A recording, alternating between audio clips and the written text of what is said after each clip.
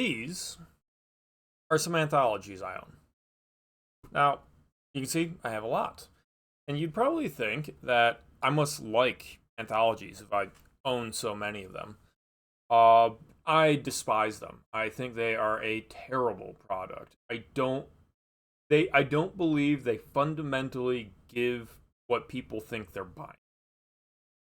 And I think that's a big misunderstanding in the just starting out creator phase. Uh, there are two, let's call them legitimate reasons that someone would buy an anthology. Uh, First, as opposed to a full novel, same span. Now, I'm going to disregard Star Shatter here, Black Knight, and First and Only from the middle of the Gaunt's Ghost Omnibus here, because I didn't realize when I bought them that they were anthologies. So sometimes you just gotta do that as a story, and I do want to point out that if you're talking about a single author anthology, it makes sense why the author wants to put it out there, because there are stories that work best as short stories, but you can't really sell somebody a 10-page story because of shipping costs and paper. And, oh, okay, maybe you put it up on Substack or something. The traditional way is to compile them into enough of a package that you can justify asking for money for it. And, of course, if you have fans, they'll pick it up out of completion, curiosity, but that's basically if they like you. Got another one over there, Neon Leviathan back there, is a single author anthology that was one of the worst things I've read in years. Do not recommend it. Some of the stories were okay, but as a total package, the average story was below acceptable in my opinion. But back to my point, there are two reasons to pick up a anthology of, say, a bunch of authors. You can see here. Hey, look at that. Like, oh, it's not going to focus, is it? One reason, obviously, is the appeal to submitting to anthologies of this is for the readers to discover writers. The idea is that a reader is going to subscribe to this anthology, and they are going to get the editor's curated list of good authors.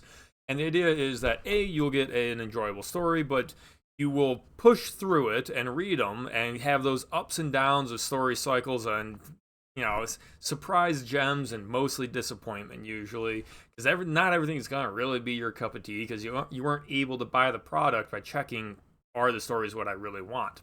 But the idea is that you're going to discover an author that you can then go track down their other works, and you can buy their full-length novels, like this one. I'll come back to that one. Actually, no, I won't. I don't understand who does that.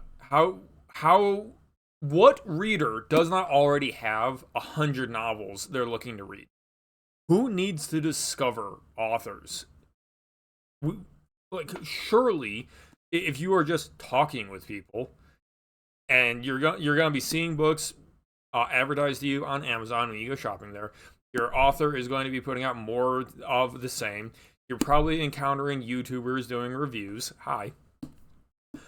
You're just going to come across other books. You're going to see top 10 lists and, lists of inspirations from people. You are going to have an endless supply of authors. I genuinely don't understand why someone would pay money for a risky quality. And I'm going to stop using this as an example.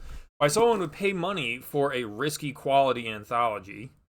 Just because there are some editors somewhere who say the stories are good according to their set of taste, not necessarily the reader's set of taste, to discover authors. I don't get it.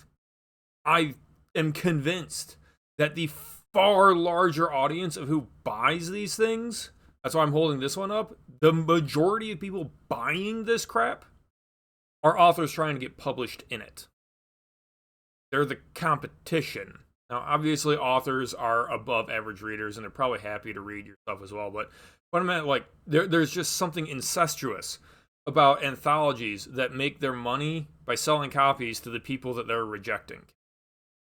That is what most anthology sales are. Let's say, sometimes you'll come across an actually effective means of advertising where the people who pick up the anthology, and yes, Anvil issue 1 is a short story anthology. Look at this. Except for the comic in there, it's basically all short stories with the authors in it. The people picking this up are obviously doing it to shop around and see who's a new creative because the Iron Age has some hype around it right now. If you look at like a junk anthology, though, most of those sales are gonna be unread, solidarity purchases, friends and family, the authors in the anthology, or people that are going to pick up a copy and then never get around to actually finishing it. Let's be real. If you aren't the first story in that anthology, you're probably not going to get read. Which means the fundamental idea of, oh, let me get published so that I can get discovered by people just doesn't play out. Seriously, if you look at a successful small indie anthology, let's say that's 500 copies moved, you can pretty much assume that 100 to 200 of them are literally not going to get read. The kinds of people who pick these up are gonna like, oh, that looks interesting, and at most they'll read like 1 or 2.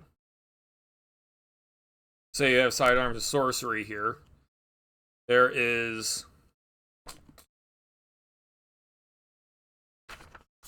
1, 2, 3, 4, 5, 6, 7, 8.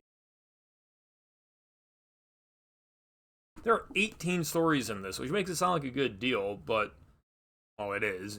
You should probably go pick up a copy. It's available. Do you really think everyone who buys this anthology is going to read every story in it?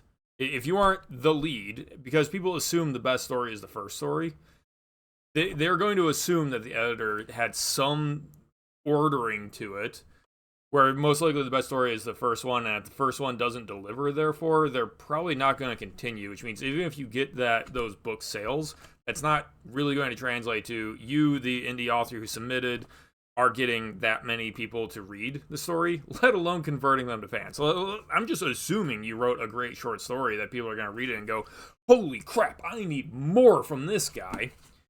Because you wrote a short story, man. How convincing is that? How compelling is that? It's simply too easy to put down an anthology and not come back to it. Like, genuinely, like, what might happen is you start reading these short stories and you realize that the editor in charge of choosing the winners just has bad taste. Now, they're looking for these, like, super low-hanging emotional fruit bullcrap stories that just rub you the wrong way. So why would you finish the anthology? So, boom, the end half is just going to go completely unread. Because that's the nature of anthologies.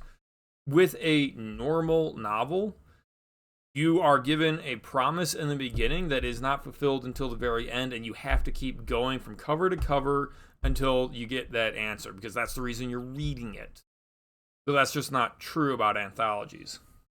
At least with First and Only here, the reason you would push through it is because it's the second book in Gaunt's Ghosts, and you've already been introduced to these characters, and every short story is a little vignette introducing, here's a better reason to care about this character as the war goes forward. It is an anthology that has already gotten you invested, which brings me back to my point of, if an author puts out a compilation of their short stories about, say, hey, here's some snapshots from the world that I couldn't fit into the main series.